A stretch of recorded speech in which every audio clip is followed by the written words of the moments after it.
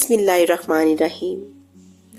जब मैं मदरसे से वापस आया तो हकीम साहब को दादा के कमरे से निकलते देखा। देखे बरखुरदार, मियाँ साहब को चीनी और मीठे से परहेज कराना होगा। हकीम साहब ने वालिद साहब से कहा। वालिद साहब ने हकीम साहब को दरवाजे तक रुखसत किया और मैं बहुत हैरत से इनके दरमियान होने वाली गुफ्तगू सुन रहा था और इनको देख रहा था। हकीम साहब के जाते ही मैंने अब्बा से पूछा, हकीम साहब क्यों आए थे? तुम्हारे दादा अब्बू की तबीयत खराब है, उन्होंने बताया और जल्दी से दादा के कमरे से चले गए। मैं भी इनके पीछे दादा के कमरे में चला गया। दादा जान बिस्तर पर मजे से लेटे हुए गुड़ खा रहे थे। वालिद को आता देखकर गुड़ तकिए के नीचे छुपा दिया, मगर मैंने और वालिद साहब ने देख लिया था। देखिए अब्बा जी, अब आपको मीठा नहीं खाना चाहिए, हकीम साहब ने सख्ती से मना किया है। वालिद साहब ने दादा के तकिए के नीचे से गुड़ की बड़ी सी डली निकालकर मुझे दी और दादा से दरखास्त की कि वो मीठा ना खाया करें। जाओ ये अपनी माँ को दे दो, अब्बा ने मुझसे कहा और मैंने देखा कि दादा की नजरें बददस्तूर मेरे हाथ में मौजूद गुड़ की डली पर जमी है। मेरे जाने से पहले ही अब्बा कमरे से चले गए। इससे पहले कि मैं कमरे से निकलता दादा ने मुझे आवाज दी, अरे मियाँ, ये मेरी चीज मुझे वापस दो। नहीं दादा अब्बू, हकीम साहब ने मना किया है, आपकी तबीयत खराब है, मैं ये अम्मी को दे दूंगा, वो कोई मीठी चीज हमारे लिए बना देंगी। देते हो या? दादा ने गुस्से में हल्की आवाज में कहा। नहीं, मैं भी डीठ बन गया। अरे मियाँ, तुम ये 1 रुपए का सिक्का लो और मेरी चीज मुझे दे दो। ठीक है, सौदा मंजूर है। मैं राजी हो गया और मैंने दादा को गुड़ की डली दी और दादा ने मुझे 1 रुपए का सिक्का दे दिया। अभी हमारा सौदा तकमील के मराहल में था कि वालिद साहब दोबारा कमरे में आए और दुआएं मेज पर रखकर चले गए, मगर पकड़े जाने के खौफ से दादा ने गुड़ फौरन तकिए के नीचे रख दिया और हम रकम वाला हाथ कमर के पीछे रखकर खड़े हो गए। अचानक सिक्का हाथ से छूटकर नीचे गिर गया और लुढ़क कर दादा के बिस्तर के नीचे चला गया। वालिद साहब के चले जाने का इत्मीनान करके हम झुककर सिक्का तलाश करने लगे, मगर वो ना मिला, क्योंकि दादा के बिस्तर के नीचे ही इनके बचपन से जवानी तक का न जाने क्या क्या सामान महफूज था। कुछ सामान गत्ते के डिब्बों में था और कुछ किसी चीज में। क्या हुआ? दादा ने पूछा। मैंने झुके झुके ही जवाब दिया, यहाँ अंधेरा बहुत है, सिक्का नजर नहीं आ रहा।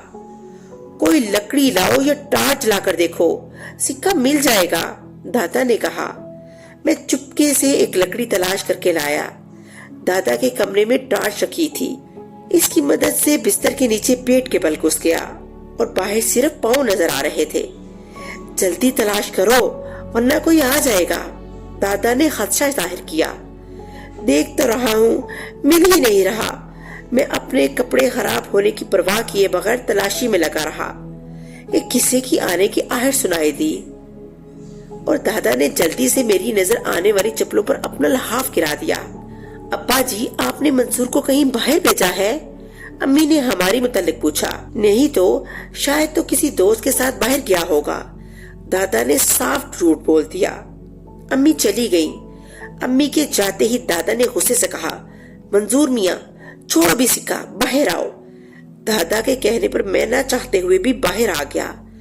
कपड़े झाड़े और आंख बचाकर घर से बाहर चला गया और थोड़ी देर बाद वापस आ गया। मंसूर, कहाँ थे तुम? अम्मी ने पूछा। मैं जाहिद के साथ बाहर गया था। मैंने भी दादा की तरह झूठ बोल दिया। और ये तुम्हारे कपड़े क्यों गंदे हो रहे हैं? अम्मी ने पूछा। अम्मी के कहने पर हमने अपने कपड़े देखे जो दादा के बिस्तर के नीचे घुसने की वजह से गंदे हो गए थे। मैं गिर गया था, मैंने फिर झूठ बोला। अम्मी ने मेरे लिए साफ कपड़े निकाले, मुझे नहलाया और कपड़े तब्दील करवा दिए। मैं वक्तन व वक्तन दादा के बिस्तर के नीचे अपना सिक्का तलाश करता रहता, मगर न जाने वो कहाँ चला गया था। मैं मदरसे से स्कूल और स्कूल से कॉलेज चला गया, मगर वो सिक्का न मिला और ना ही मुझे भूला। फिर एक दिन दादा का इंतकाल हो गया और इनके इंतकाल के बाद वालिद साहब ने वो कमरा मुझे दे दिया ताकि मैं पढ़ाई पर पूरी तवज्जो दे सकूं। कमरे की सफाई हुई بستر کی جگہ تبدیل کرنے کی غرض سے بستر ہٹایا گیا۔ بستر کے نیچے سے تمام چیزیں بھی ہٹا دی گئیں۔ اسی صفائی کے دوران 14 سال پہلے گم ہو جانے والا سکہ مجھے مل گیا۔ سکے کے ملتے ہی 14 سال پہلے والا منصور بن کر خوش ہوا اور سکہ جیب میں رکھ کر خوشی سے اچھلنے لگا۔ یہ دیکھ کر والد صاحب بہت حیران ہوئے۔ ان کے پوچھنے پر میں نے سکہ گم ہو جانے کا قصہ سنایا۔